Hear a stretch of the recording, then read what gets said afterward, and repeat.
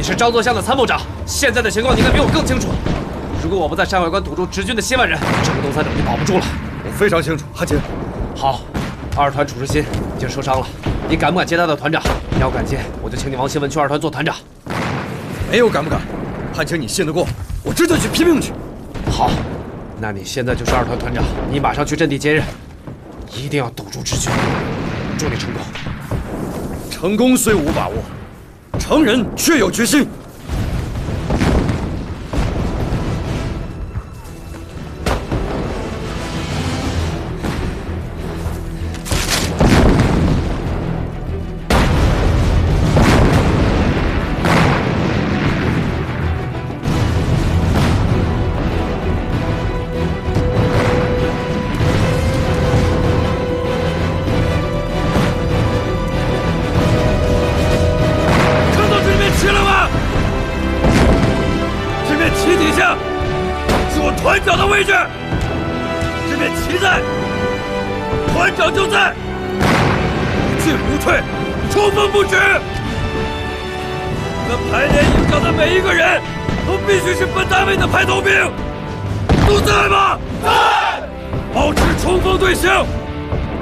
最后一个人倒下为止。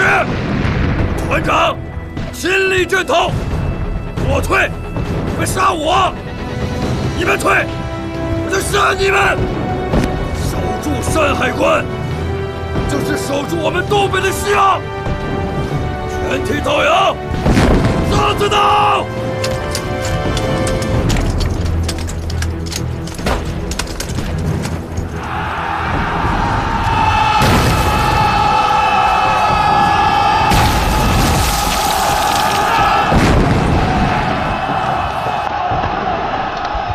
我的天哪！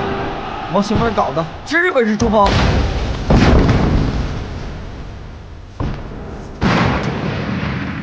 管他什么事呢？只要是我张学良用的，就是我张学良使。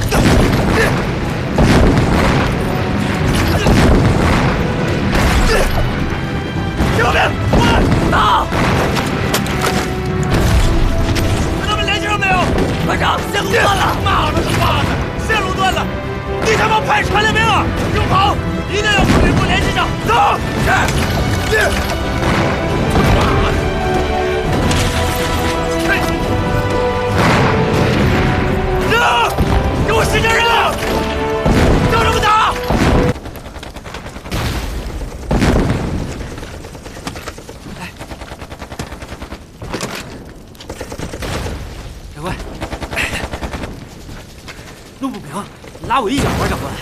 开什么玩笑？我知道。你怎么知道？全军的军长就属咱们的最年轻，20岁。2岁我还在家掰苞米呢。我知道你们是去年的兵，吉林9台的，对吧？你怎么知道啊？那批兵是我招的，我就需要你们这种淳朴正。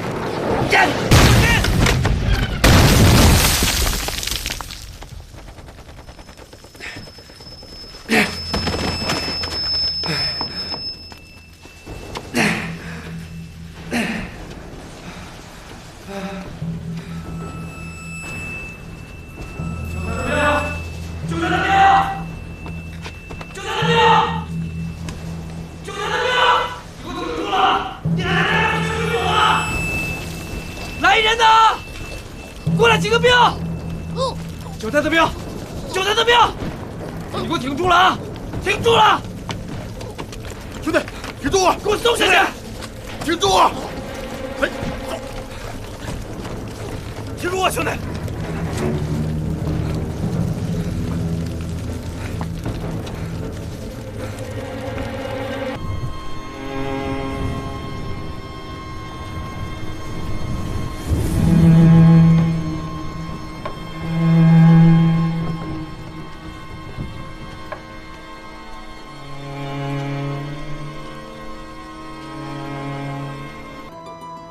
奉军最后的希望也化为泡影。马朝阳，你别给我평头别肚的，一会儿东一会儿西的。哎呀，我再问你一遍，你是亲眼看见刘队从马上摔下来啊？立正！别给我挤眉弄眼的，给我老实说。怎么了？我再问你一遍。东县李景林送来的，死了，伤了，是知军就医还是找不对着了？信，北京列为表忠诚，让人送交给你。落马了，从马上掉下来的，听说腿摔伤了。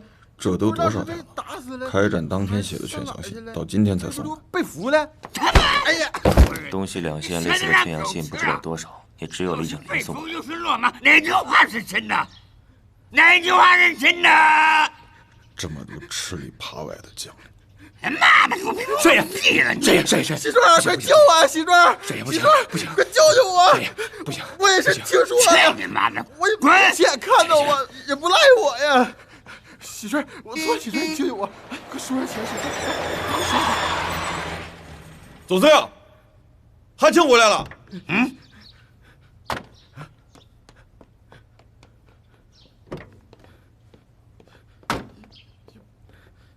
他妈的，也不赖我呀！别给我3吹6哨的，腻腻歪歪的。去！是。汉卿，汉卿，我许是从来没见帅爷这样。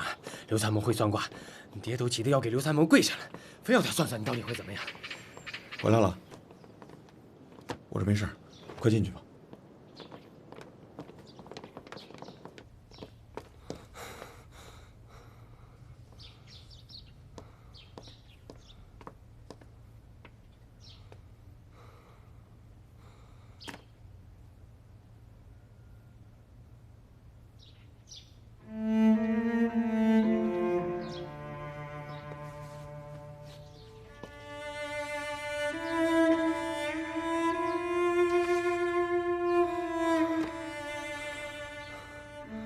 爸，儿子回来了。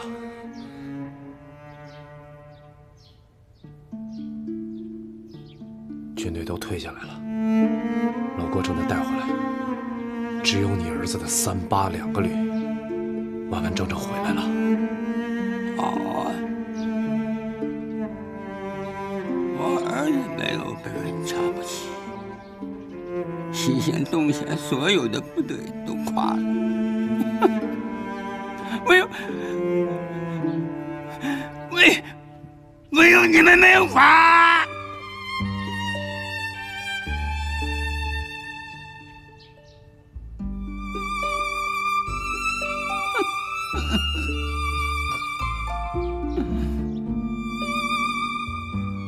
爸，你怎么了？既然你让我干这行，咱爷俩就得豁得出去。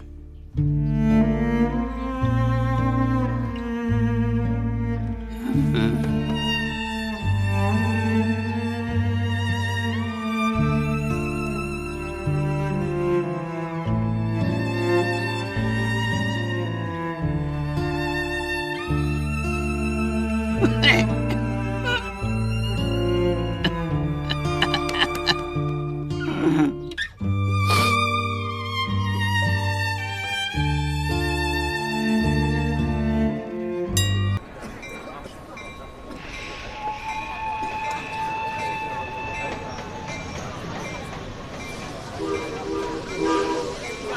援总司令吴俊生从奉天赶到。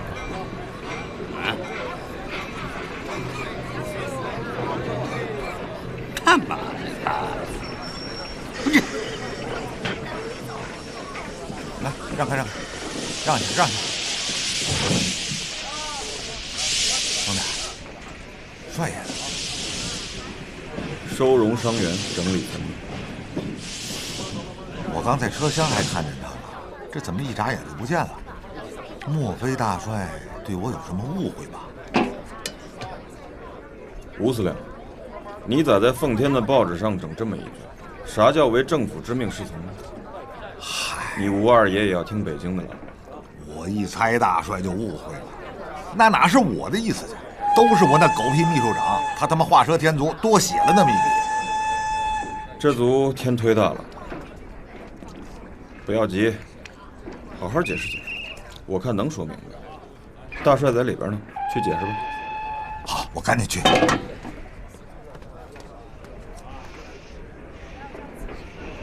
有人骂我是猪，我听着，12万人，6天，让人收拾掉了7万猪。冷战已经1年多了，热战6天结束了。我是猪，那你们他妈连猪都不如啊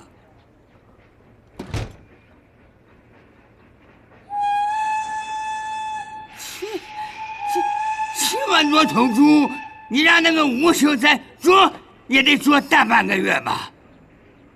他妈了个巴子，6天军费消耗了我3000多万，有这么会的猪吗？我现在就找个绳子，我上吊去，我死了去。我有打得好的呀，六子老郭2万余众，顶住了直军的6万人追击，到现在还在前面守山海关呢。哟，吴督军到了。总司令，我吴俊生能有那么大的胆子？我吴大舌头，我再糊涂，我也不可能给曹三、吴秀才那帮王八蛋当什么奉天督军呐！这都是他们造的谣言，您不能信呐！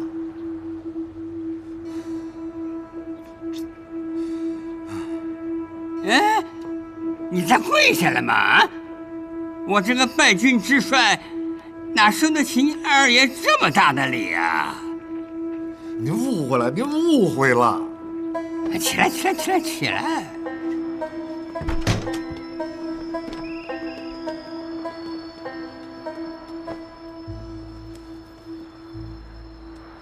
我说你咋才来呀？等你好几天了都。您等我？对啊，等你来，咱俩好办交代啊。帅爷，您就别羞煞我了。我官方印信都交到那个秘书长那儿，让秘书长等着给你呢。我吴俊生对您可是从来就没有过二心呐。别，你听我说，咱俩是好朋友，拜把子兄弟，好哥们儿。你干总比别人干强吧？我官方印信交给你，我就听你指挥了嘛。你让我住哪儿，我就住哪儿了嘛。哎呦，帅爷，我吴俊生如果对您有半点的不忠不诚，就让我天打五雷轰。您说我还图啥？要地皮在黑省，我有熟地多少赏，生荒多少方。图钱，日本的正金银行、朝鲜银行，咱们东三省的关银号，我也存了多少万的款子。论财产，我不比您少。北京那帮王八蛋，他们这是在施离间计，想挑拨我们兄弟之间的关系。这点厉害，我还能看不出来？您的肩膀比我宽，您什么事儿您都扛得住，可我呢，您把我放到黑龙江剿匪放马，开荒种地我行。可要是在奉天，外国交涉，各省代表，文的武的，我一样我也不消，半天我也干不了。你起来行不？你会着我比你还累。哎，怎么就你一个人来了？那几个大总统任命的怎么没来啊？嗨，冯三爷、王秀才不都是省长督军了？帅爷，您这一生气，谁还敢来呀？啊？帅爷，不信啊，您打个电报，命令他们过来，保准都跟鳖孙子似的，屁颠屁颠跑过来了。是？真的。哎，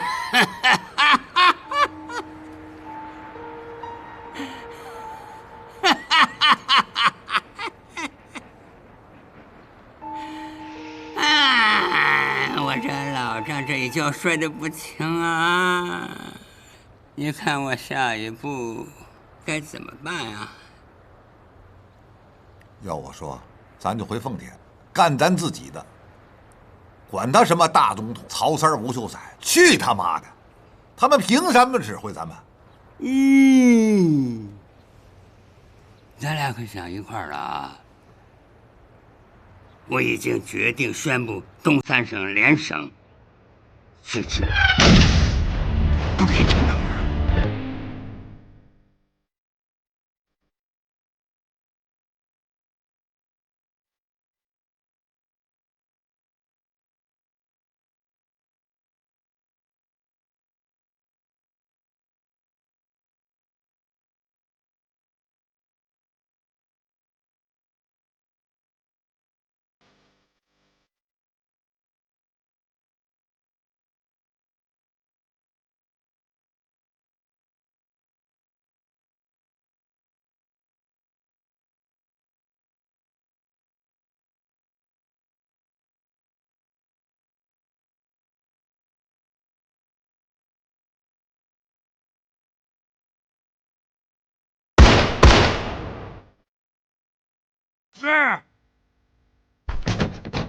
是，这爷，咋回事？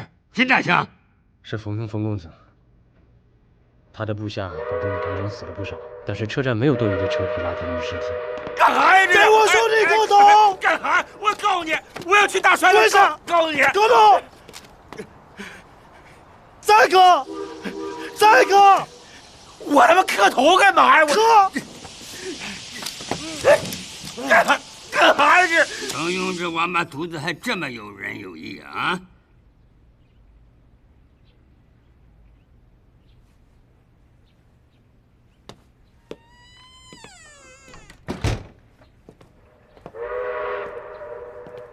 刘强，你去劝劝。不行啊，一会儿我那个专列上腾个空，把他们都给捎上。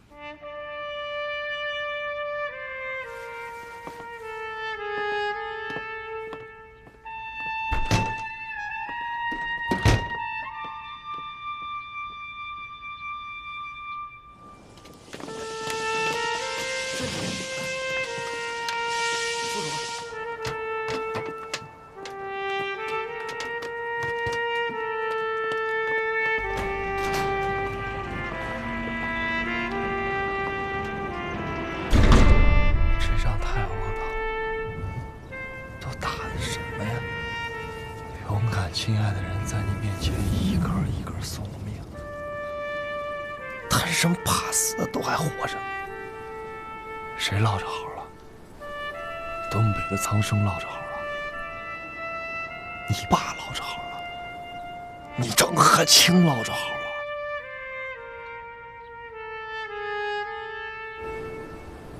谁都没落着好，他还打什么打呀？我问你。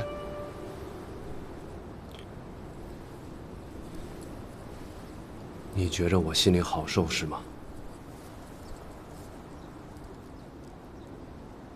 你我现在能活在这儿，就因为那王兴文。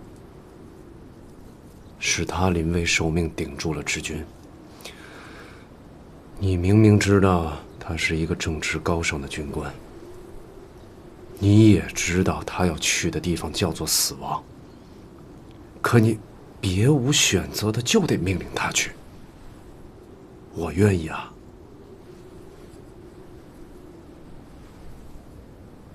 我告诉你，我打心里厌恶这事儿，厌恶至极，也可悲至极。确实可悲就好，说明你汉卿良知尚在。反正我冯庸已经下定决心了，我不干了，行不行？我他妈不当这个团长了！你要脱军装？怕死啊？没错，我怕死。我怕这么我能不明不白的死。炮火连天，弹片横飞那会儿，我不怕死，我甚至很勇敢。可当你看到保定的同窗一个个死在你面前，死在你脚下，死在你怀里，他们昨天还跟你一块喝酒呢，说笑，忽然就没了，全都没了，就他妈剩你自己孤零零的在这儿。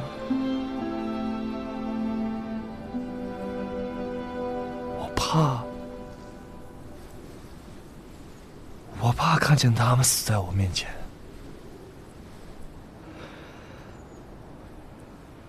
就这会儿，我就在想，我干嘛要穿这身军装？你要脱军装，你脱，我不能脱，至少现在不能脱。如果我现在脱了军装，那就是个大笑话。奉天见。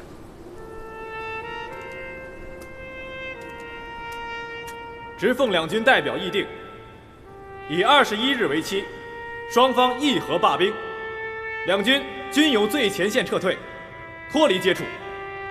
奉军撤至山海关，直军撤至秦皇岛。本合约一经签字，即告生效。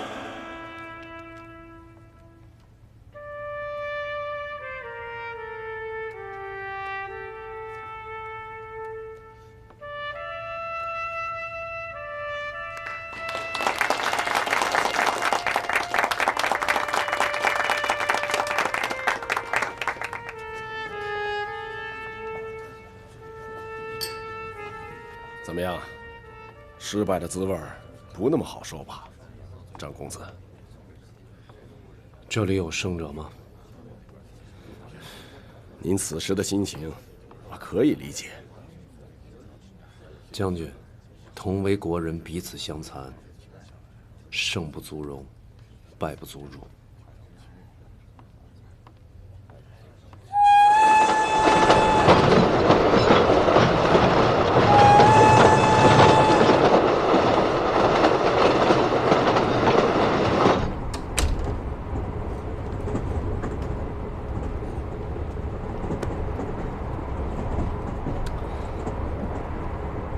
你刚才跟我说的是真的？冯庸真的要脱军装了？他找了我，他要跟我合伙开贸易公司，还咨询我他个人可不可以办一所大学。你不许帮他啊！他那是在战场上受了刺激了。这样，我是做买卖的。找到方家这样的合伙人，现在难防。伊雅阁，你别在这儿给我见钱眼开啊！冯庸跟我从小一块儿长大，这么知根知底的发小，你让我到哪儿找去？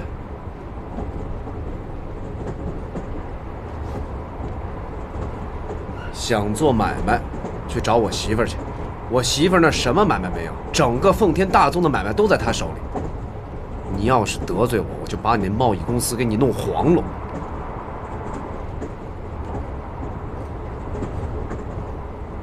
与房相比，我当然更看好你，行吗？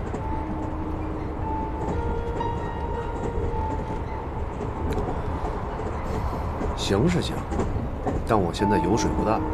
那有水就对了，有水大了，还能轮上我吗？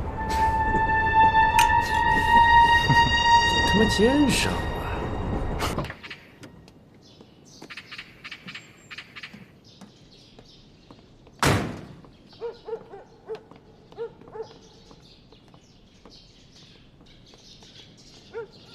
右手高一些。哎呀，高多了，回一点点。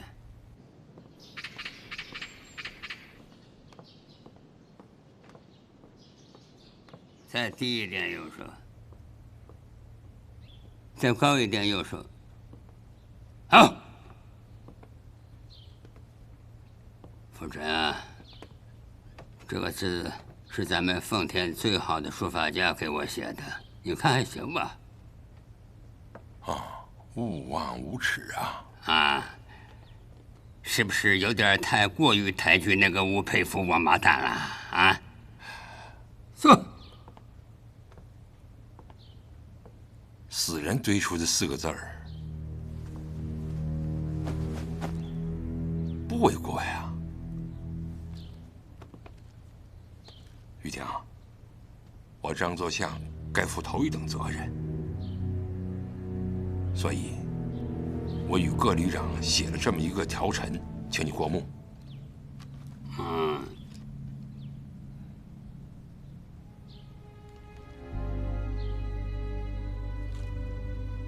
哎呀，这六字太难了，他怎么可以代替你啊？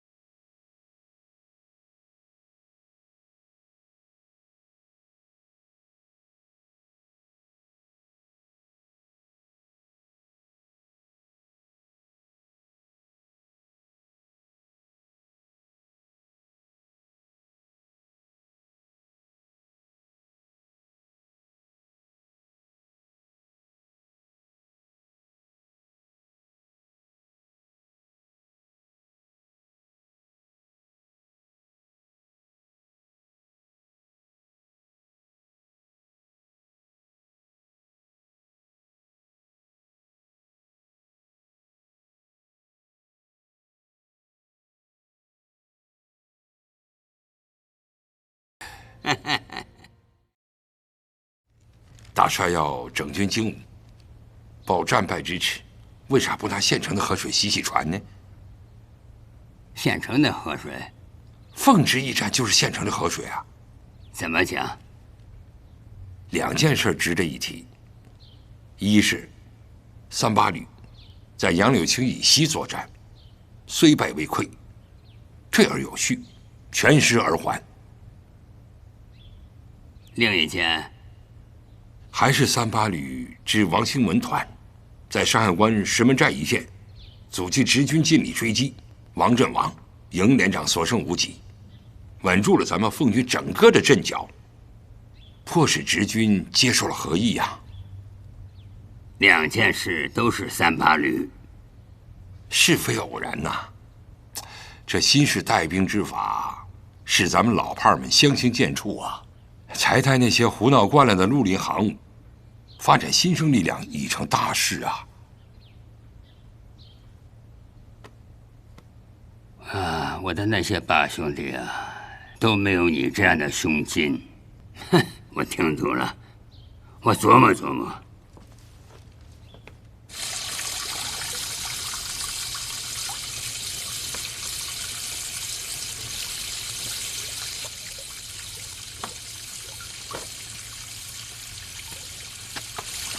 来，我帮你洗洗后背，别马马虎虎的。这淋蓬头什么时候装的呀？我托人在大连定制的，订了2套。咱爸用木桶用惯了，不爱装，白瞎了那些外壁。这冷热水不过关啊，时冷时热，当然是木桶泡的舒服。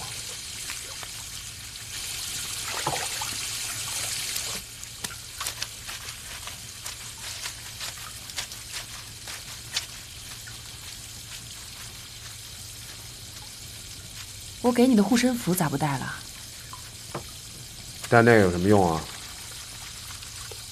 传令兵被炮弹炸的就死在你边上，溅了我一身血，再偏一点就是我了。你说吧，好多事儿真是说不清楚。我前2天去了趟后方医院，见到一个17岁的小伙子，一身的燎泡。我问他咋整的，他说他当时在烧水，水开锅了吧，一打开盖儿，这炮弹正砸锅里了，炮弹没炸，溅了他一身水。哎，你说这事儿巧不巧？这一仗打得我很有心得啊！必须要大力发展炮兵，咱们的兵工厂必须得造炮弹。这个瞬息炮引啊，延迟炮引都得给我造。这炮弹就是厉害，这陆军作战啊，炮兵就是得厉害，厉害。脖子。有人吗？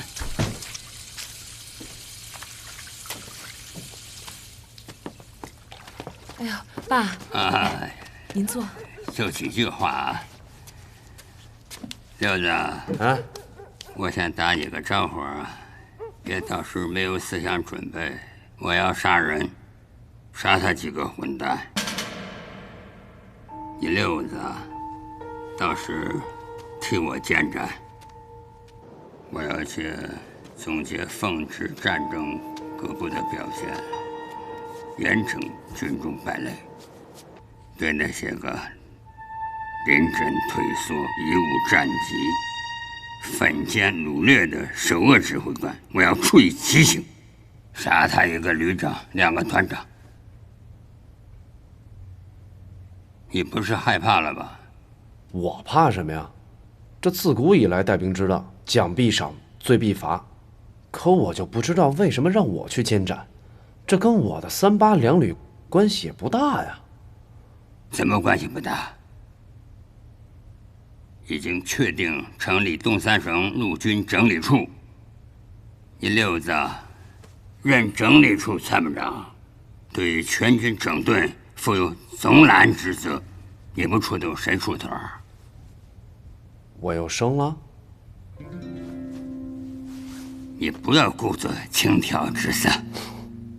此次战场惨败，教训惨痛。虽然你六子表现不错，可也别在你老子面前凑尾巴，听见吗？我要说我没听见，您是不是还揍我呀？油腔滑调，赶紧换衣服，找这个杨玉婷商量商量。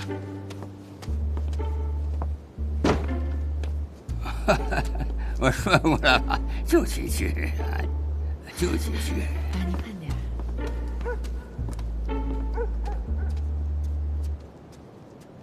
方志，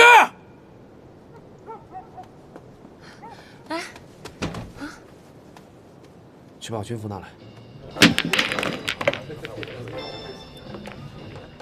不是我逼你监斩，是只有你张公子才有这个资格。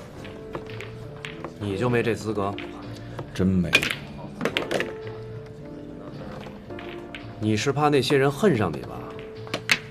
斯诺克的基本规则呢，用咱们中国话来讲，叫借力打力。这话听着耳熟啊。我是你父亲的幕僚长，我的工作性质就是接大帅的令。如果我自己发力，就是御权了。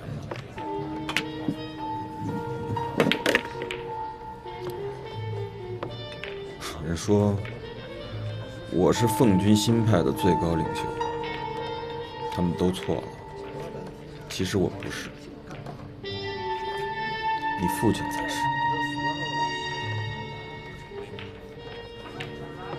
多年以前是你父亲把我放在了这个高位，他这是筑巢引凤，通过重用我来吸引那些新派的人才。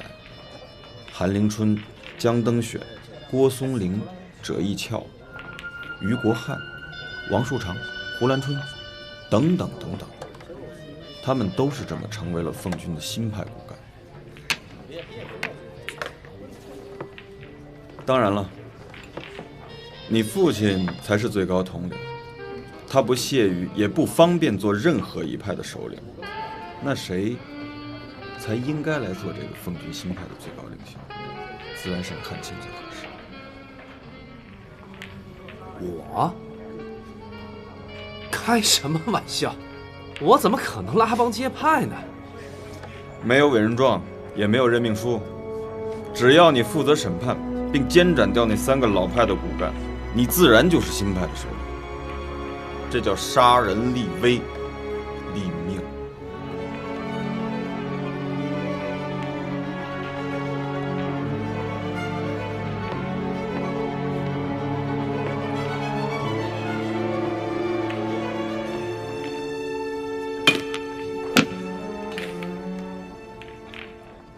就差一点。我请客。有一点啊，韩青，你必须有一个思想准备。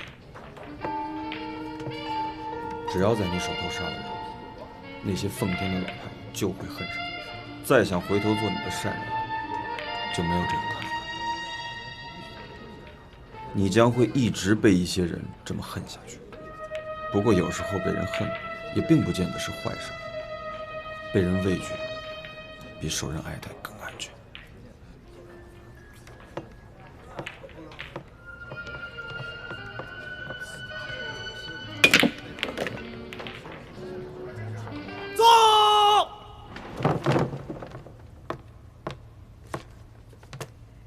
下面由我宣读命令第1号：东北保安司令部第1号任命状，自任命孙烈臣为东三省陆军整理处总监，任命张作相、江登选为东三省陆军整理处副总监，任命张学良为东三省陆军整理处参谋长。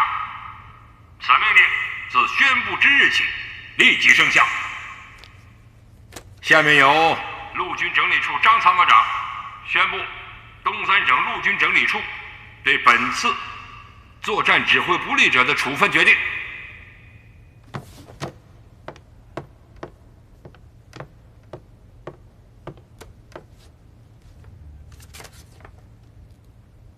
此次处分既有1名师长、13名旅长和3名团长将予以撤职。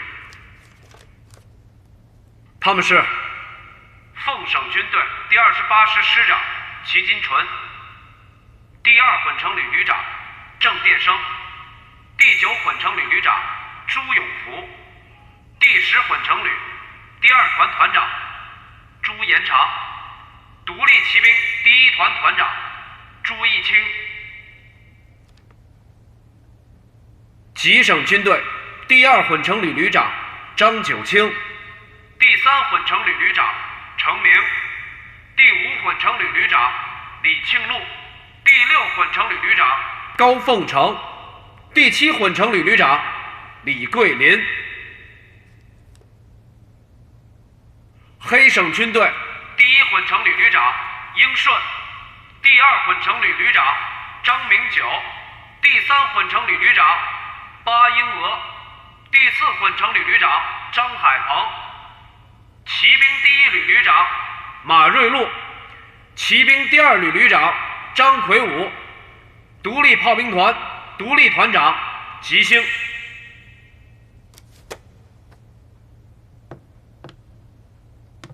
傅成，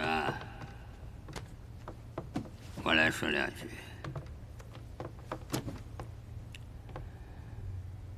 我估摸着大家都在找人，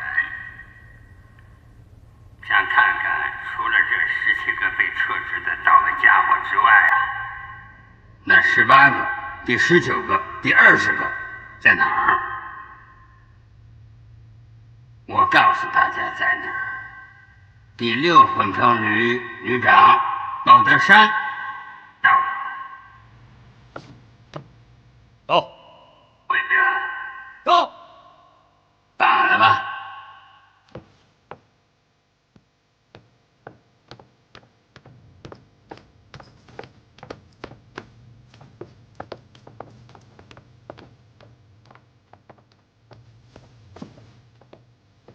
第27师106团团长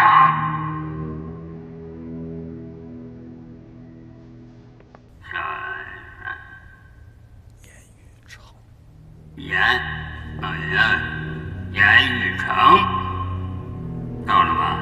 到。第10旅1团团长徐三到了吗？到。都好了吧？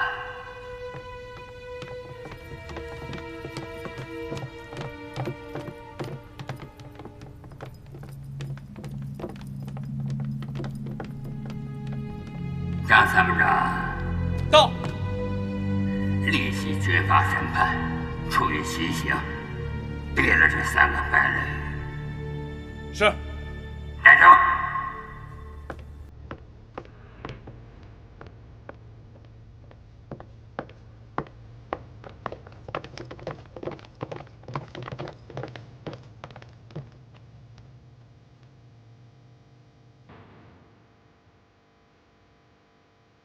两军目就是要让大家认真做事，不得了事军法。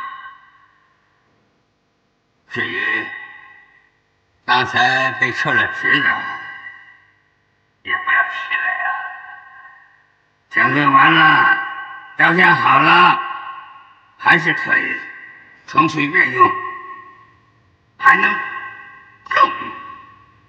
这是我张司令一贯做法。此次奉军失利于无确实军事教练，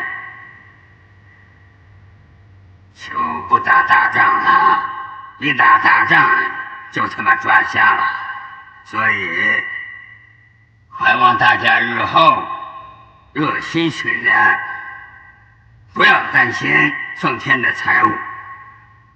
我只给大家漏一句，奉天的财物非常充足。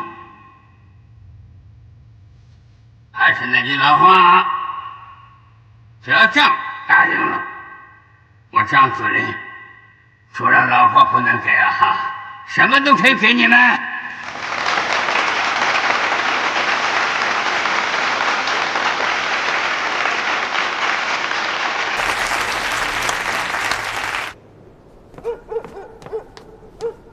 苏兄，哎，听说你们38旅要合并26旅了？嗯，那2个旅长都完蛋了，部队总得有人带吧？也正好补充我们此战的减员。小张又升了，他升我就跟着升。你们俩这关系真特殊，如影随形。那有什么办法？你没他那个亲爹，你又那么想要做事情。你现在做的，还是你的初衷吗？今天的中国，理想主义能够生存吗？宋教仁就是理想的先行者，可谁能容得下他？但凡专制者都要扼杀理想。有一个叫李大钊的，写了一篇文章介绍俄国革命，我看了，写得真好。庶民的胜利。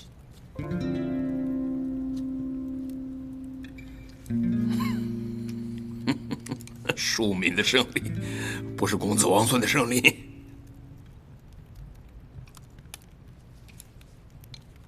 你不是对汉卿有什么看法吧？我的看法有用吗？我把所有的桥都替他修好了，脚手架替他搭好，各种工具家伙事都替他备下了，告诉他该往哪儿走，该怎么走。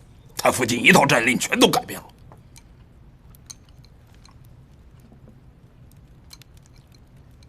奉旨一仗本就不该打。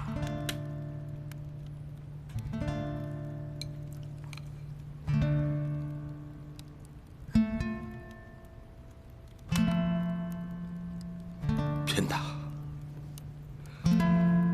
你有什么办法？你没有办法吗？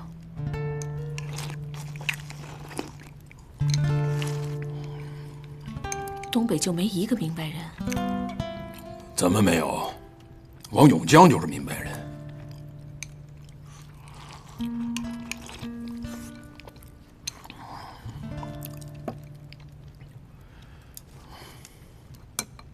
可人家称病回乡去了。写了封信回来，主张缩减军备，共图文化，反对向关内扩张。那能有用吗？恐怕没什么用。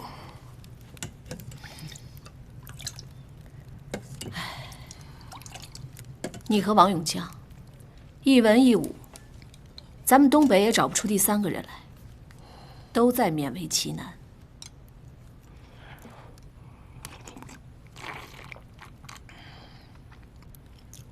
我看这个王秀才的心思啊，跟我一样，都在骑着驴找马，找我梦中那匹马。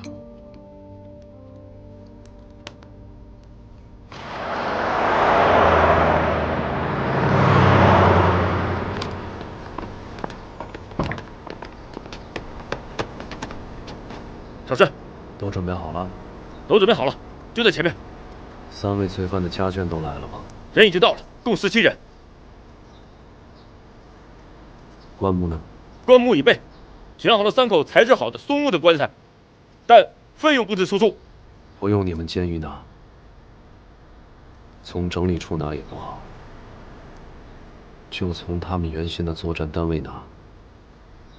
毕竟，他们曾经效力于那里，躺进去也亲切些。是。星星队长，有。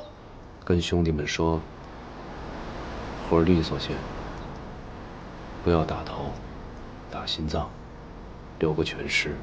是。军法处长，有。一会儿你宣布执行令，我只是来监斩的。是。去吧。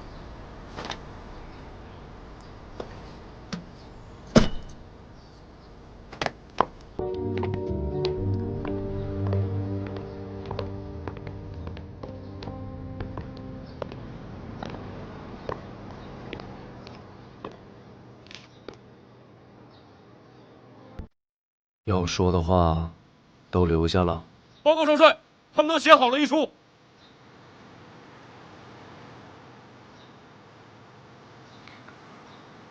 遗产都分配好了。报告少帅，我让他们自己说。是。张公子，你觉着都到这个时候了，钱还有用吗？当然有用。夫人养家，孩子上学，都得用钱。分配匀了，免得争执口角。家，恐怕老哥先顾不上了。只是我那些分配合并去你们38旅的兄弟们，还望公子能够善待他们。这个你大可放心，我跟茂臣会好好训练他们，让他们和我们38两个旅真正的融为一体。不是官样文章吧？这个时候还有必要吗？跟你说一个细节吧，38两个旅整编之后，沿用你们的番号，还叫26旅。真的？那我真得谢谢您了。好了，废话就不说了，开始吧。一路走好。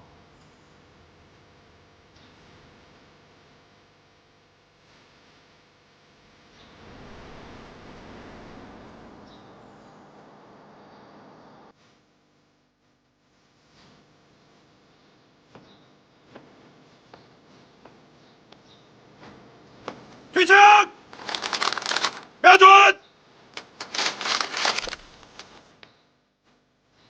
预备，收水！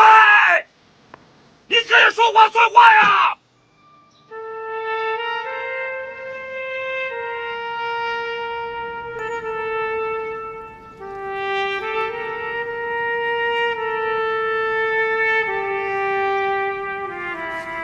放！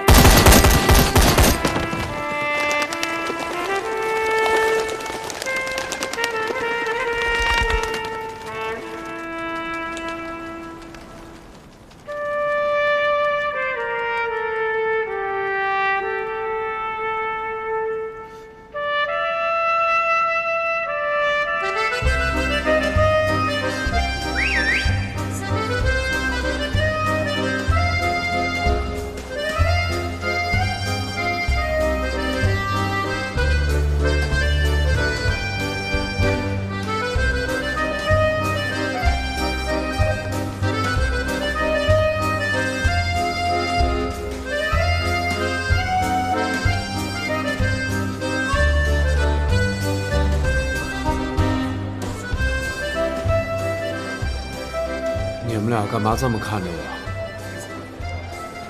我看你那双手呢，一双血淋淋的手。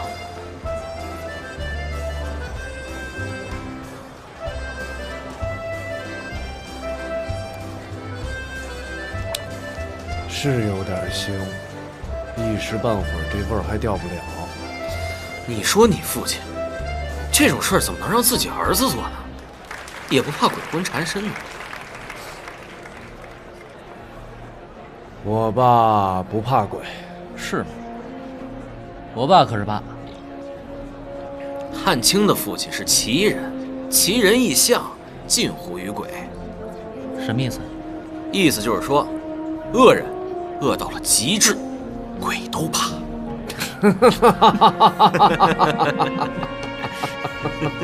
挺能糟蹋人啊！我可是替你着想。我没看出来。你和你父亲往下纠缠的就越来越紧了，你父亲的鬼都跑到你汉卿头上了。你父亲奇人异象，鬼在他头上没问题，可到了你汉卿头上，你架得住吗？就他这小身子骨，哎，能受得了那么一帮魑魅魍魉吗？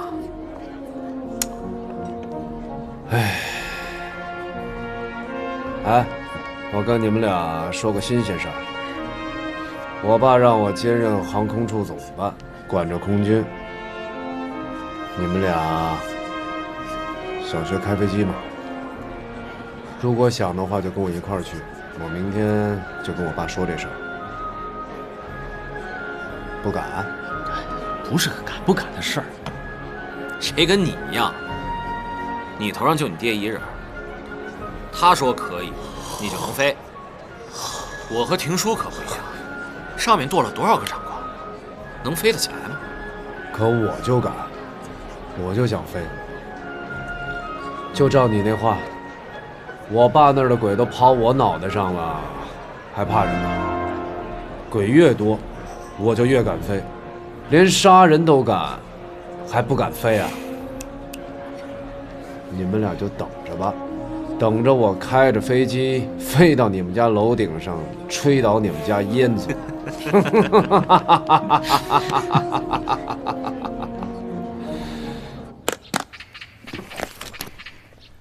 六子，礼重了。大爷，大爷，大爷，大爷，大爷。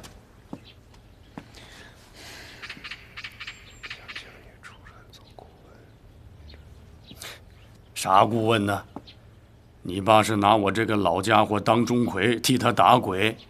我老了，鬼是打不动了，你们年轻人打吧。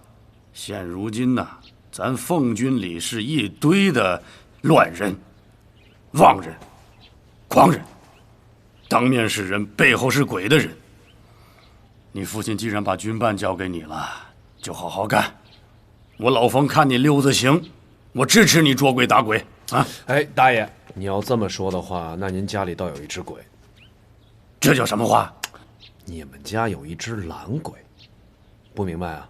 就你们家冯庸啊，我爹让他出来做航空处的副总办，受少将衔，人家看不上，懒得干。有这事儿？程爷到。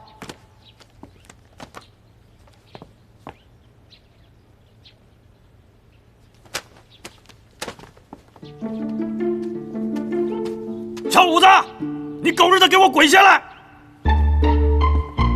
你个瘪犊子，好好的官给你当，你不当是不是啊？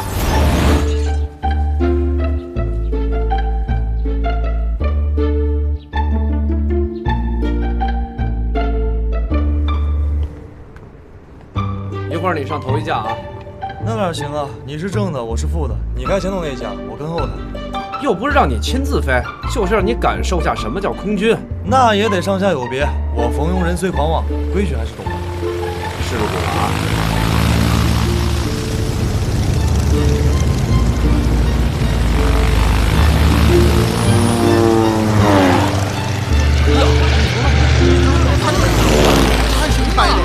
整理处他不整，别他妈乱了！看这家伙整的，你瞅那老高，什么样意思？就那么全完蛋，那可不。看什么看？都给我回去办公去！是。两架破飞机有什么好看的？郭教官，汉卿在朝你摇飞机翅膀呢。徐秘书，你告诉张参谋长，下回别往整理处头上嘚瑟，别处嘚瑟去。队长。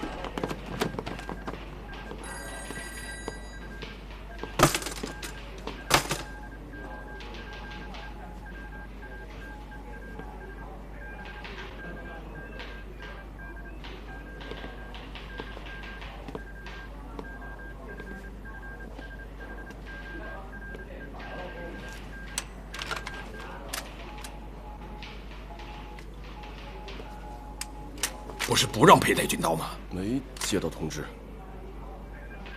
包云林到。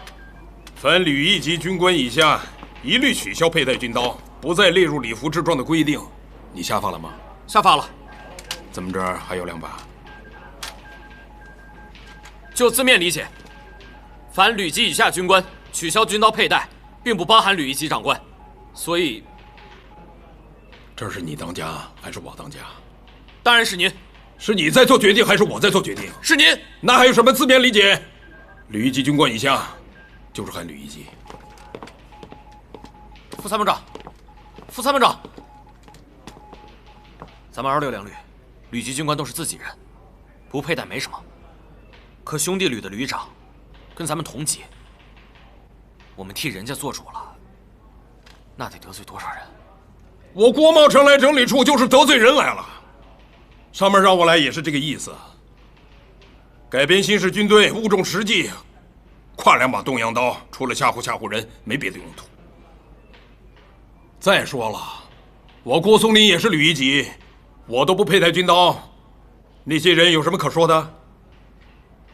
重新发文，注明含旅一级。明白。诸位，刀都交上来吧。张参谋长。哎，我刚在天上给你招手，你看见了吧？先看看这个吧。我不看，你定就行了。汉卿，你知道“认真”这个词是什么意思吗？我怎么就不认真了？怎么一上来就呲儿我呀？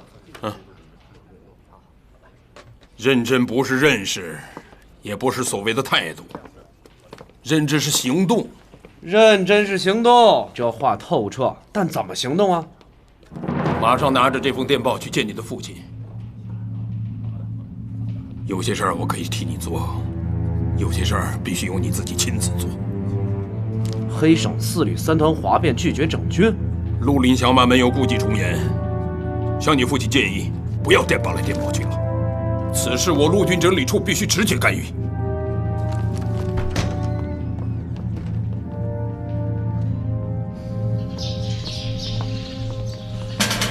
你在门口等我。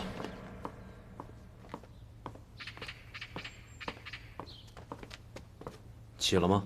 太太起了，师爷还没。昨天晚上几点睡的？下晚上了，2、3点吧。身体没什么问题吧？打仗回来饭量减了，拉不下屎，医生说有点燥火。吃香蕉啊，香蕉通便。帅爷不习惯吃洋茄子，不爱吃。这就是你的不对了，叫洋茄子他当然不吃了。哟，汉卿来了。吴妈妈，你爸呀，怕是还得再眯一会儿。昨儿来了一堆的麻烦人，挨个的说事儿，要不是我板个脸，那一个都不肯走。都什么人啊？能有什么人呢？都是整军裁撤下来的，团长、旅长不能当了，跑你爸这儿来讨情来了。你说老大个人了，哭的呀，鼻涕哗啦的，就跪在这儿，俩人拉都拉不走。你回头跟喜顺讲，这种人就别往家里放了。那能成吗？你不让他来这儿哭，他上街上哭去，多丢你爸人呢。总司令，来啦！哎，马桶又漏了，臭人有废水的，你赶快找人修修。都修了好几回了，你说这外国这马桶咋这样呢？你就捡重要的大事儿给我讲，日常的事儿你们自己就处理了，别什么事儿都往我这里推啊！吴俊生急电，伯克图4旅3团昨晚哗变，进林子作匪了。吴二爷是不是太想赶上趟了？一夜之间，一个团12个连长全给裁撤了，这个一点方法也不讲，太急了嘛。砸饭碗的事儿，早砸晚砸都是个砸，谁愿意啊？以哗变对抗整军，连团长都打死了，这不是一般兵下得了手的。所以我们整理处想直接干预了。怎么个干预法？我和茂臣想在你这儿领个将令，然后直接去黑省4旅现场处理。好，就这样，这样好。把这事处理完了，也别着急着回来，顺便受阅点验一下类似于根基不牢的部队。凡是这个兵员过于混乱，又不是3省统一编制的那些杂牌旅团，应考虑该删的就删掉他们，该裁的就裁掉他们，就地遣散。明白了。哎，张宗昌那个第3旅，我听说他防区里边种鸦片烟呀，上上下下一帮子红胡子黑胡子的，你去看看。不行的话，干脆也给他把他裁掉算了。是。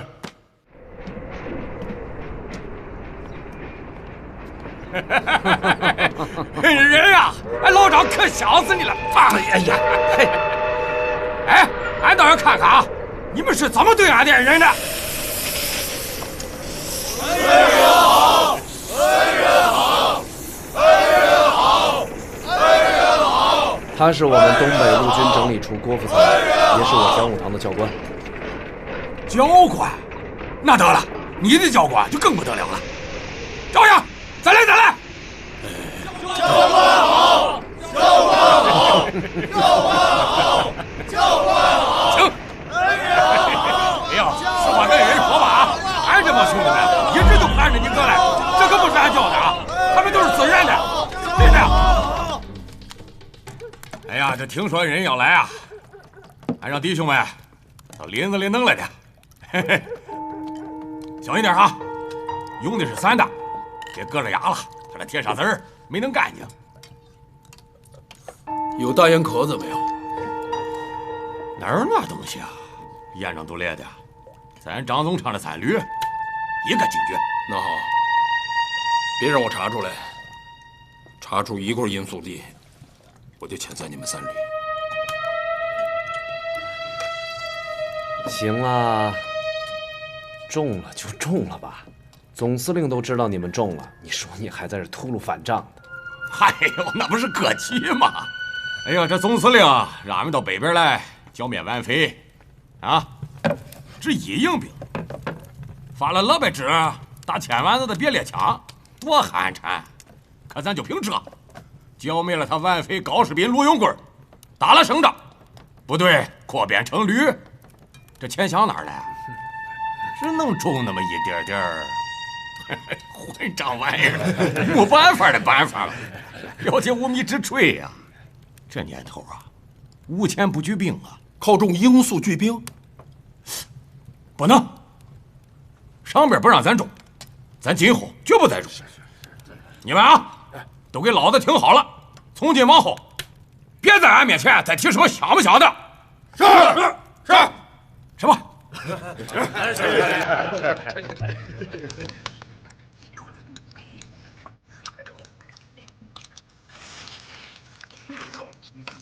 别看他们这猴子，打起仗来可不含糊。这狼啊，饿一点有好处。这小帘子一松，呲溜一下都窜出去了，准一口咬了敌人脚脖子。真有这本事？真有。好，那下回打吴佩孚的时候，我就派你张宗昌去打头阵，看你能不能一口咬住吴秀才的脚脖子、喉管子。他吴佩孚算个屁啊！他还不是东风营随东风，西风营随西风。英美人在后头给他撑腰，让他趴着他就不敢蹲着。咱老张没爹没娘的，大帅就是咱爹娘。大帅让咱打头阵，咱能含糊了吗？不好！你也别吹牛，现在陆军作战靠的不只是枪法好、性子野，得要战术配合。要战术配合，就得要军纪集体主义，服从指挥调度。哎，战术咱有啊，咱能没战术啊？有。有没有你说了不算。咱明天训练场上见。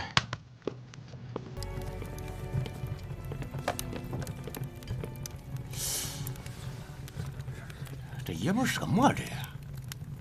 哪来这么大派头？这派头比咱恩人还大呢。老叔，这4旅3团出事以后啊，我爸呢就亲自授权他校阅点验来了。你说他派头大不大？他的意思呢，就是我爸的意思。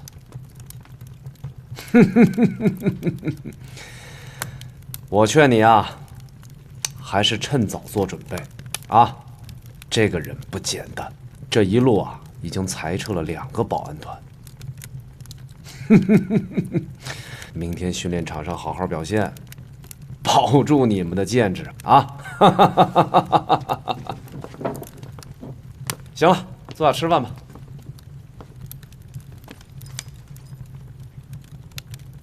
枪好啊！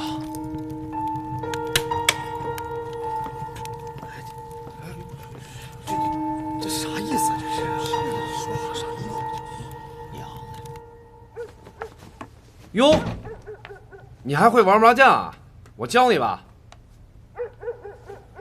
我玩麻将的时候，你小子还没出生呢。吹吧你就。哎，对了，那个张宗昌见了你怎么总是恩人的？是我介绍他来奉天的。你？前年在曹锟府上我见过他，那个时候他落魄啊，部队被打散了，从陆军部队领了20万的饷钱就奔了曹府，拿着20万打了5颗纯金制造的金星，曹三儿把金星收下了，给他了一个有名无实的空衔。哎呦喂！当时啊，我们所有人都替他臊得慌。像他这种人做的事儿，就好比是一个绝顶聪明的骗子被另一个更高明的骗子给骗了，那叫一个绝望。那你知道我这人呢，就见不得这个，心肠软呐。给了一张名片，我说你来东北吧，到丰田来找我来，就来了。不是骗子，是赌徒。赌徒更确切，也更危险。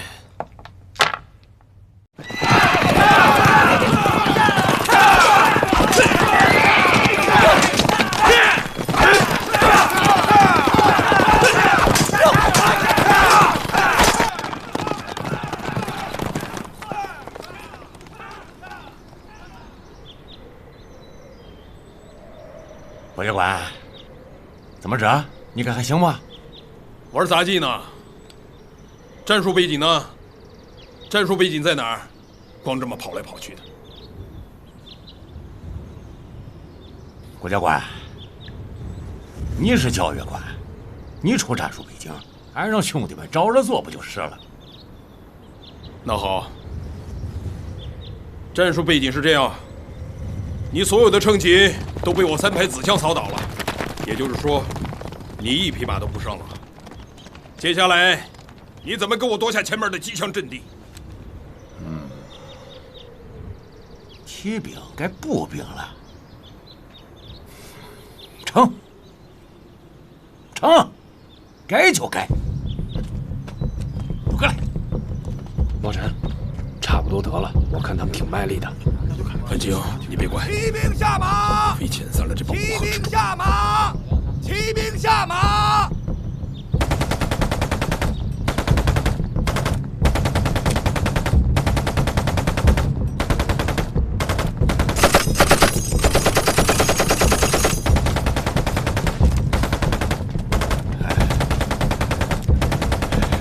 你怎么用实弹啊？哼，郭教官跟他出情况，咱敢马虎了？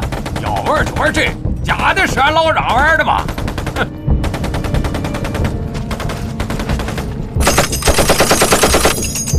快点，快点！这么磨磨蹭蹭的，我可不能跟你们合格啊！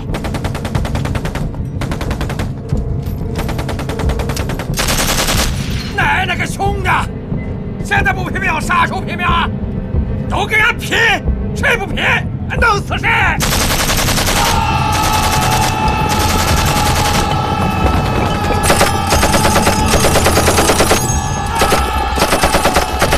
张宗昌，你这么真枪实弹的打，非得出人命不可！他那个兄弟，今儿不弄死了1、2个，俺老张过不了关呀！你骂谁呢？俺的口头语儿，没骂谁。我是你大爹，你同意吗？这也是我的口头语。郭教官，爹，叫爹，爹。好吃重。哎呀，哦。哎呀！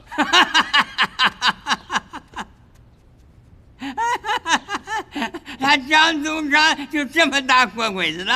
可不嘛，不气不恼，面不改色，弄得郭茂成哭笑不得。这个张宗昌，他是家条下鹅蛋，硬充大屁股眼儿。你这给他编制啊！他叫你亲爹都行。这种人我打小见多了，可郭茂辰人家不适应啊。我都想了，哪天我要带他们俩一块儿去关帝庙，一块儿拜拜。哎，这就对了。人呐，得有点毛病才行啊！啊，有毛病啊，你才能与其相交。看不出毛病来的人啊，那就说他没有真情。没有真情，你怎么可交？茂辰啊，水太清，这也算毛病吧？在咱奉军中啊，当年随我在朝南拉队伍起家的那些弟兄们，我叫他是老派。还有杨玉婷啊，江登选啊，韩林春，没错，像这些人，刘国阳学过东洋人练兵，我叫他们洋派。过去我是靠老派打出了东三省，现在啊，我是要靠洋派教咱们怎么开飞机、打洋枪、大炮。还有一派啊，你像那个胡茂臣、李景林等等，没留过洋，但上过陆大，保定军校，我叫他们土派。他们呀，能和当兵的睡一大炕，吃一锅饭，那适合咱们训练队伍啊！要整军经武啊，就得要把这3种人啊拧在一块儿，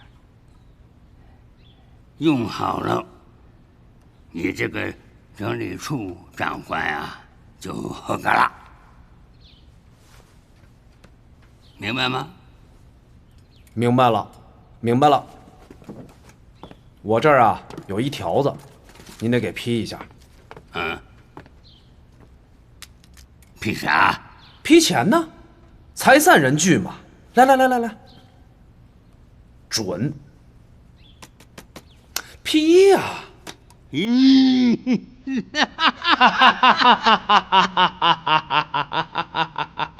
哎呀，刘大，准。我是文盲，我就会写准字儿。这就够了。行了。来，咱爷俩喝一口。小曼，给我拿一杯子。来了。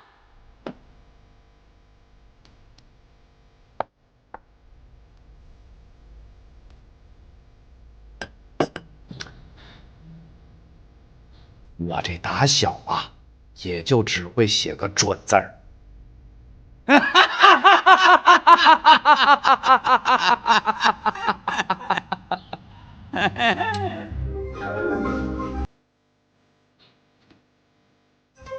请。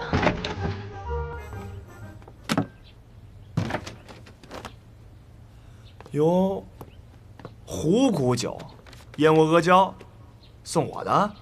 你老楚山海关一战中大彩了，骨头长结实了没有啊？破费啊，茶壶！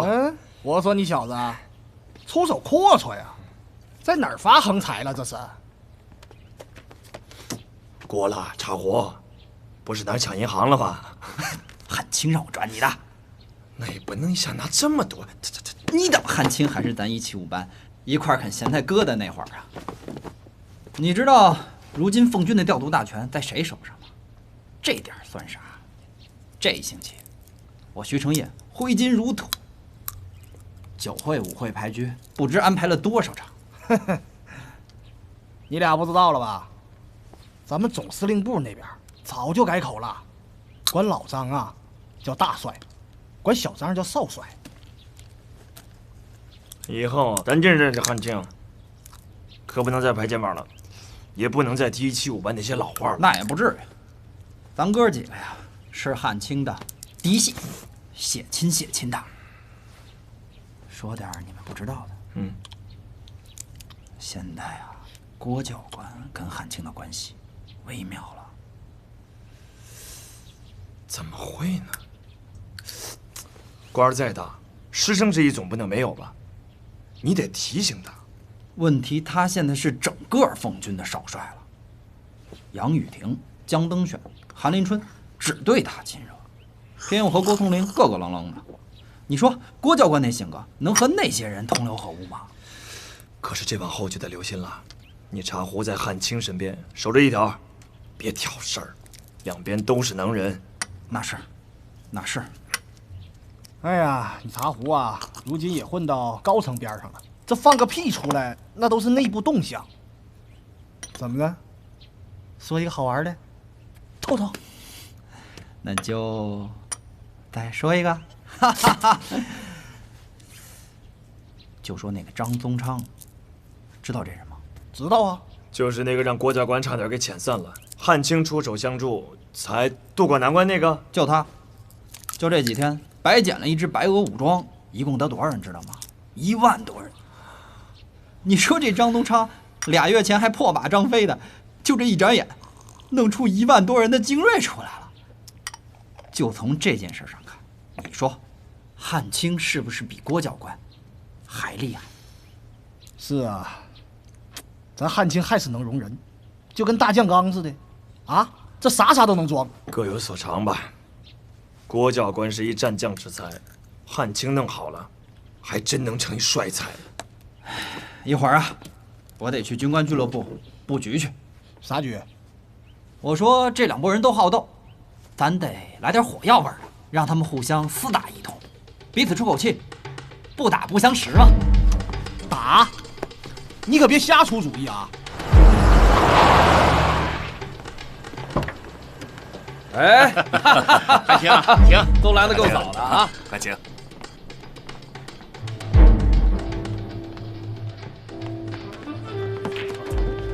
张参谋长，杨总长好气色呀！啊，哎，郭教官没和你一车同来？我们俩打对家，一起来不合适吧？避嫌呐！啊，汉卿啊，钱带够了吗？这儿输多了可不行打白条啊！哎，我倒没什么，关键是老姜概不赊账。汉卿就算了，不知道郭鬼子能不能输得起，别到时候输急了拔枪啊！茂臣这牌风我是试探过了，跟他打仗一样，一心做大牌，一掷万金绝不吝啬。再说了，杨总长在这儿，谁还敢口口搜搜的啊？是不是？放心吧，汉卿，我已经跟这俩家伙打过招呼了。今天晚上裤子可以出掉，但你汉卿的面子必须给到。接不住啊，接不住！都是高级军官，必须得有粉度。哟，来了，汉卿，几位长官都在啊？马晨，怎么还带俩随从啊？啊，介绍介绍，这位是我6旅的军需官，这位是玉米银号的马经理，请他们2个过来帮我照看赌注，从旁记账。要是输再多了，就得是这位大财神帮我还账了。我的天哪，茂臣，你这是抬着棺材找死来了？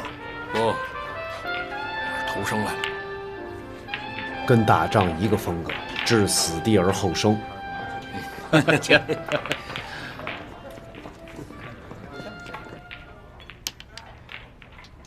哎，嘿，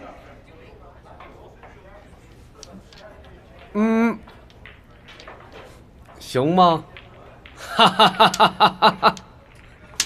不好意思，对对胡。小胡，不好意思，不好意思。茂臣呐，你们慢慢玩，我就不奉陪了，公署还有点事儿。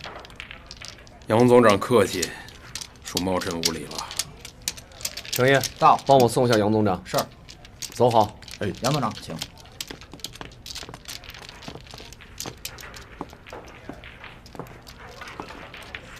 徐副官，你有没有觉着这麻将确实是先人们的天才发明？彼此兵不见血刃的互相咬牙撕扯，却又毫发无损。杨总长话说的轻巧，这几个人能凑一块儿，我的老板动了1个星期的脑筋。但愿心诚所至，金石为开吧。杨总长今晚能莅临到场，已经是天大的荣幸了。我那副官有你1半聪明。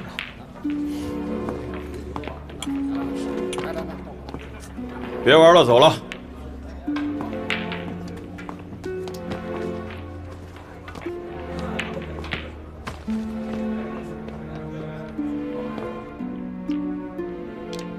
一饼，胡了，2龙戏珠。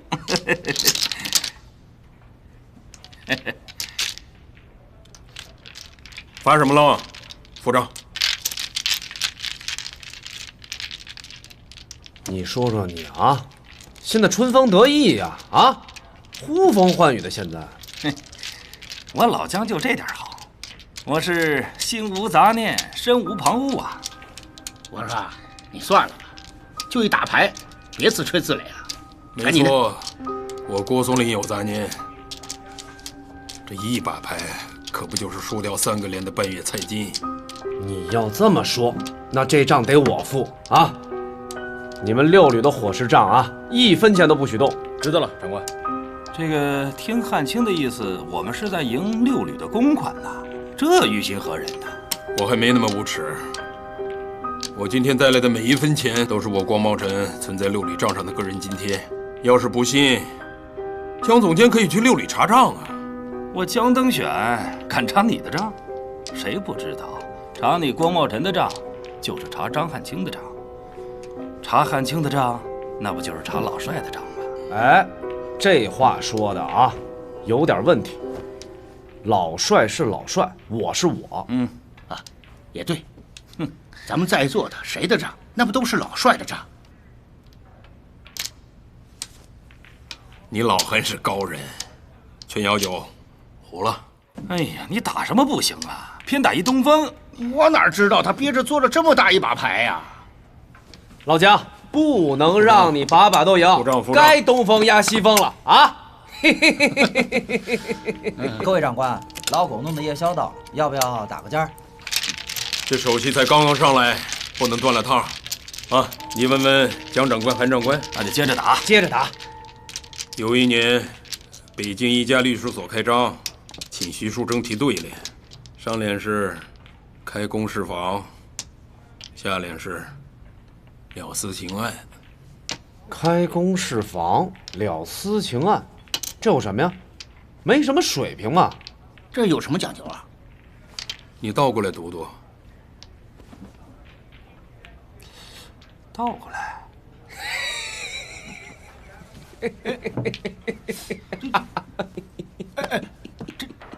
怎么个意思？房事公开，案情私了。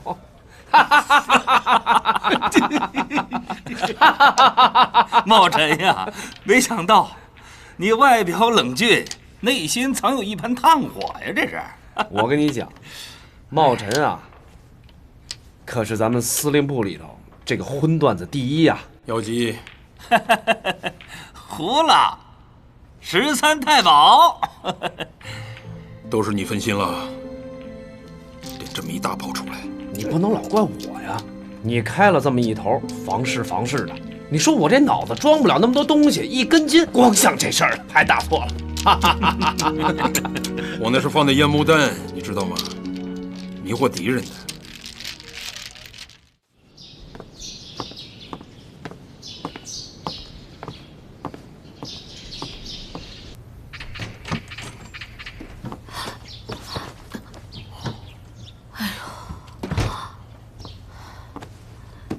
你怎么才回来啊？天都亮了。还是把你吵醒了。苏秀，快给我加点热水，快点！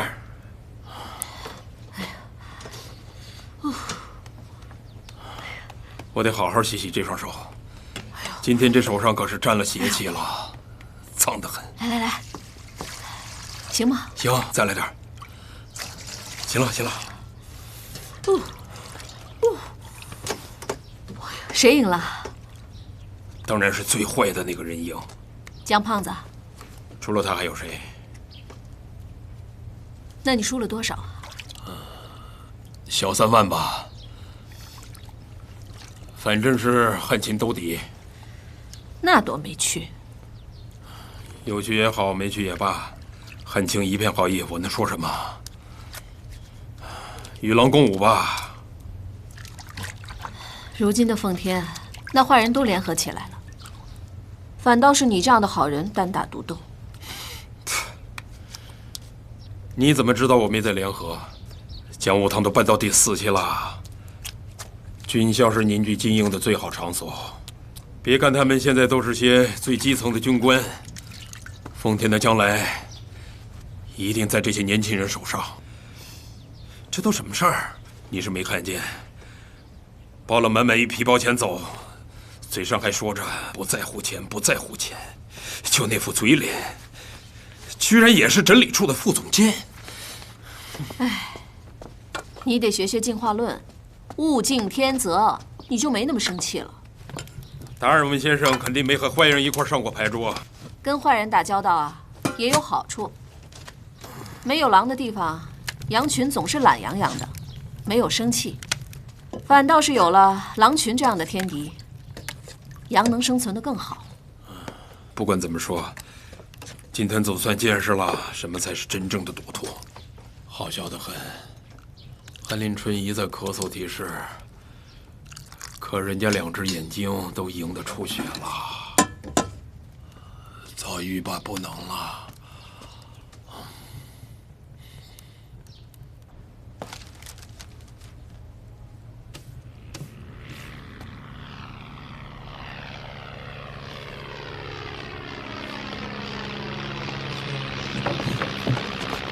是实在飞。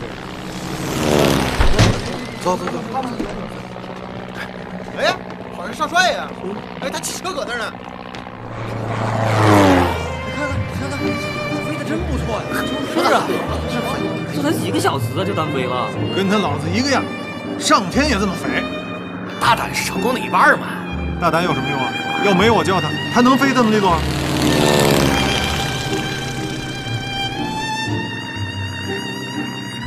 看什么看？都滚回教室去！是。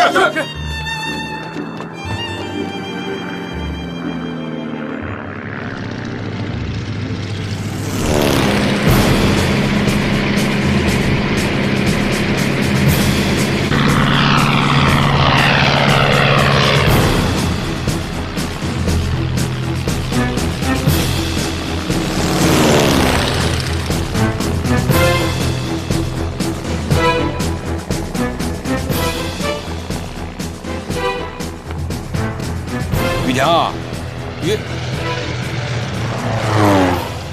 这谁在飞呀？飞这么低呀？肯定是我那个小六子啊！他妈别人谁敢啊？不是，咋的？要把我家的娃掀起来啊？咋的？啊？不是，六子学飞了，那你得说说他呀。这不比从前了啊！他现在担着多大责任呢？他。哎呀，2辈人说他也不听啊，随他去吧。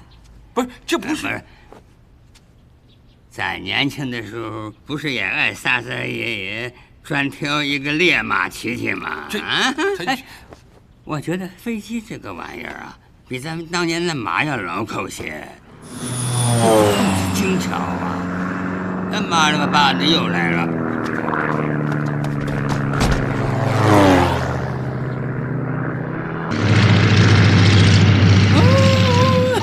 你们这这雨婷，这，你看这太危险了，得让他下来。我知道你啥意思，骑马不也摔死了？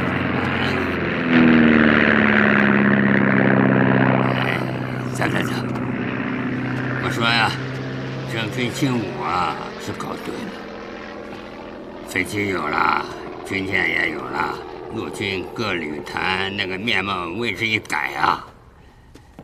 东北自治原以为啊，这会有一些经济损失，没想到这收入反倒增长了。今年这个税收总额呀，高达3000余万啊！哎，好啊，这个王永江建议我闭关自守，保境安民。我当然想听王秀才的了啊！可是树静风不止啊！雨婷啊，都说安贫穷易，耐富贵难，忍痛易，忍养难。咱不能有几个钱就烧包啊！从这点上，我觉着王秀才的话有道理。夫人的话中听啊，可是你安分了，他妈的，别人不安分呀！关里那几个人，谁不在挑事儿啊？那个南方那个孙文，他安分了呀。他安分，他就不会让汪精卫和咱搞合约了。那个吴子玉安分了呀，他要安分，他就不会操纵曹锟去混选大总统了。段祺瑞安分了？他要安分，他让浙江势力早降伍子胥了。嘿，那冯玉祥安分了，他要安分，他和咱暗通款曲啊！哦，没想到你雨天私底下办了这许多外交啊！瞎掰！啥叫外交啊？外交就是老鸭子浮水，面上看着恬静，水下面啊，俩扑子死他妈滑了。哎呀，来，老叔，那个刚才天上是你在飞啊？不是我在飞，别人带我飞。那不一样嘛？那能一样吗？别人带你飞，你的命在别人手里头。嘿，个小兔崽子，跟他老叔玩一绕口令来了啊！别给我油嘴滑舌的啊！你自己啥时候飞啊？咱航空处有章程，咱是个总办，也得听章程的。听着，像个司令官不？你懂得正人先正己了啊！哎呀，还是谨慎点好啊！要学会找替身儿。古今成大事者，必学会找替身儿为第一要义。找替身就不费劲了，也费劲，费大劲。人家要生起气来，比你气性大。咋了？是不是那个郭鬼子又让你不痛快了？牙齿和舌头不还打架呢吗？那你不是冒尘忌我，我忌冒尘吗？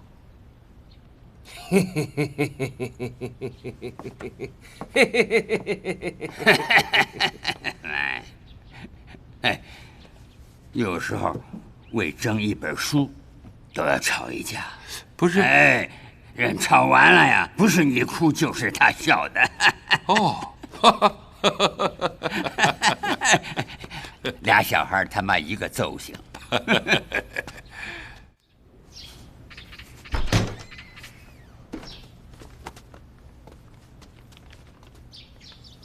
回去吧。哎，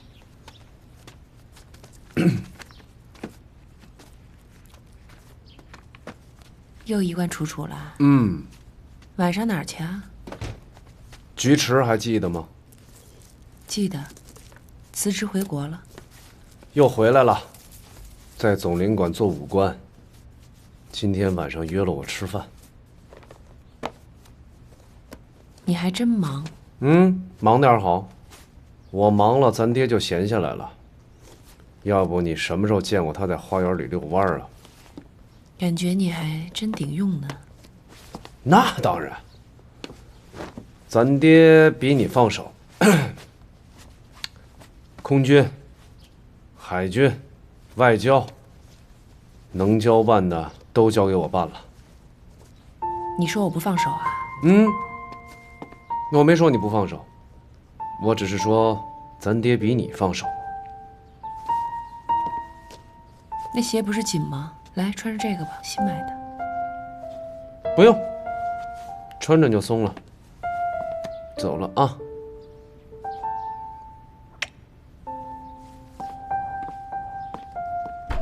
程爷，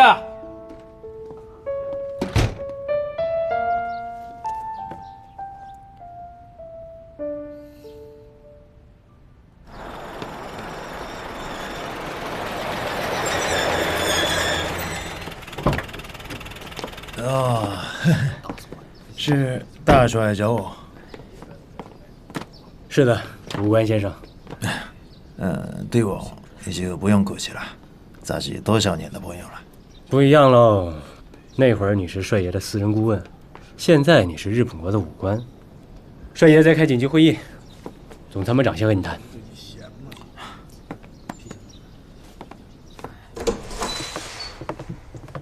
菊池先生，还好吧？很好，很好。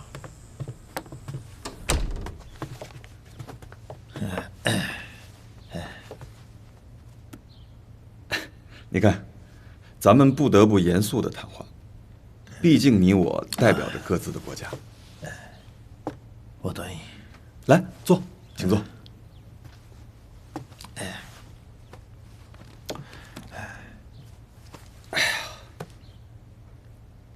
我们刚刚收到消息，江浙战争爆发了。这个江苏督军和浙江督军打起来了，你完全明白这意味着什么？浙江的蝴蝶翩翩起舞。上海、山西、山东、河南、江苏、直隶，包括北京，都可能大雪纷飞。大帅已经决心，要由曹公大总统吾辈副将军作战。鉴于此事重大，大帅急于知道贵国在这件事上的立场和态度。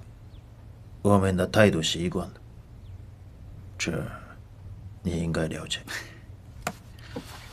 举止武官啊，咱是老朋友了，没必要用外交辞令吧？啊？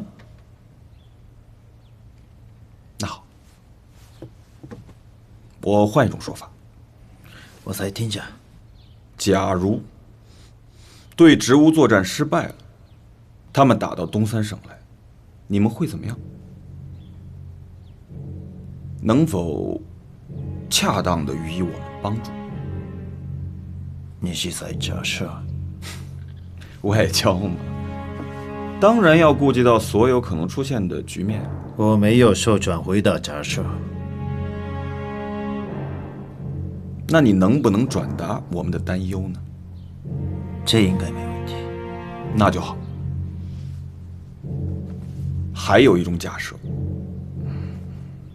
我们这一仗打胜了，并且是大胜，进而影响到中国统一的进程，贵国又会取何种态度？我不回答假设。那就转告好了。当然可以。如果我奉军主力全数入关，那么东三省的腹背就可能遭受苏俄的威胁。贵国会采取什么样的态度，我们也很关心。看上去，你们已经把所有的可能性都想到了，这样已经不可逆转，对吗？是这样，武官先生。如果已经这样了，那么今天的通报是否已经晚了一点儿？菊池啊，菊池先生，你在公署任职多年了，大帅这个人你很清楚，他就是这个脾气，对不对？他习惯自己做决定，而不习惯别人替他做决定。这样重大的讯息，我们有责任尽早传闻通缉。请便，关先生。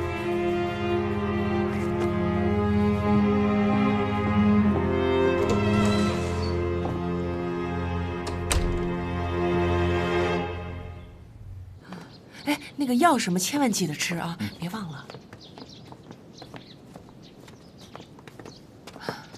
走吧。啥时候开拔呀？没说。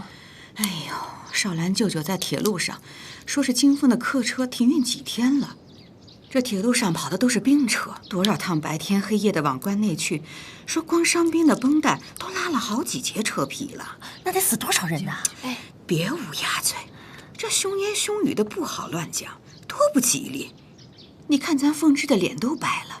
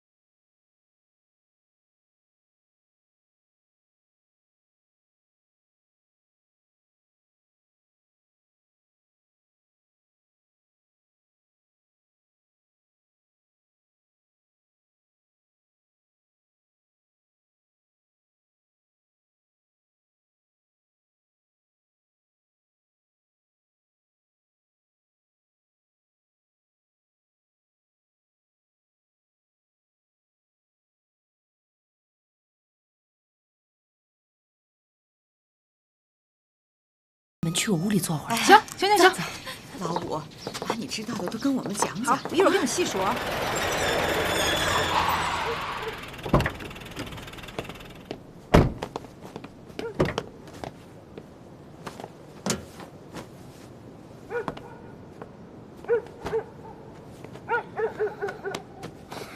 明天早上5点来接我。是。敬礼。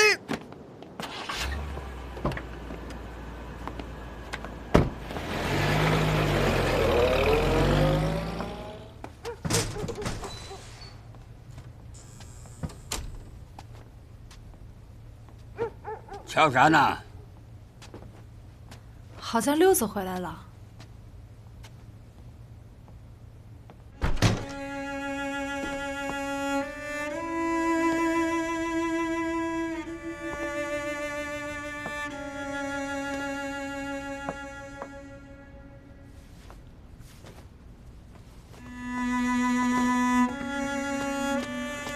你什么都不要说。你今天晚上一句话都不要说，不要扰乱我的军心。我明天就要走了，今天晚上回来，专门看看你。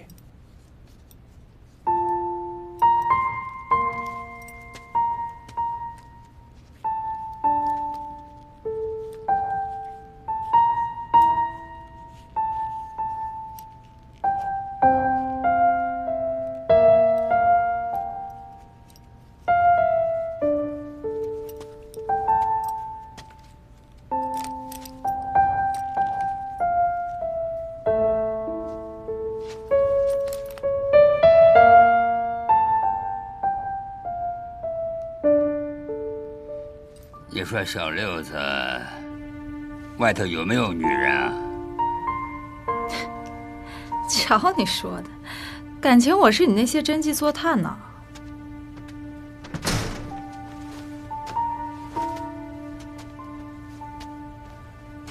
不管他外面有多少女人了，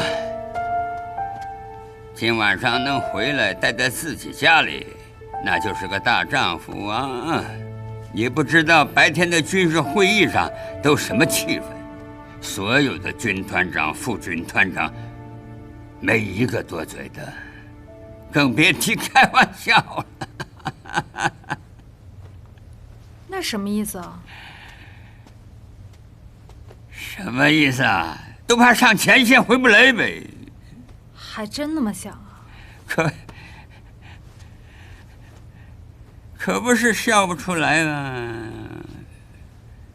谁知道谁是死是活呀？谁心里都明白呀。打仗哪有不死人的呀？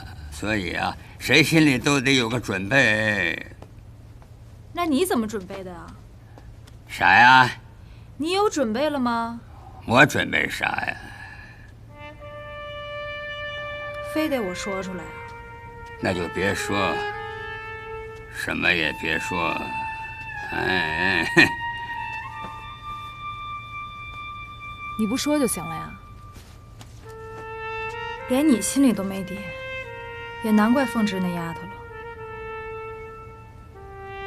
她这样做也能服众啊！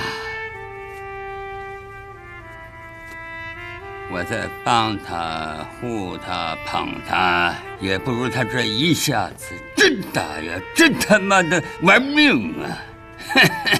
鲤鱼跳龙门啊，跳过去了它就是龙，跳不过去，我来当它的鱼。睡一会儿，天不亮我要送他们。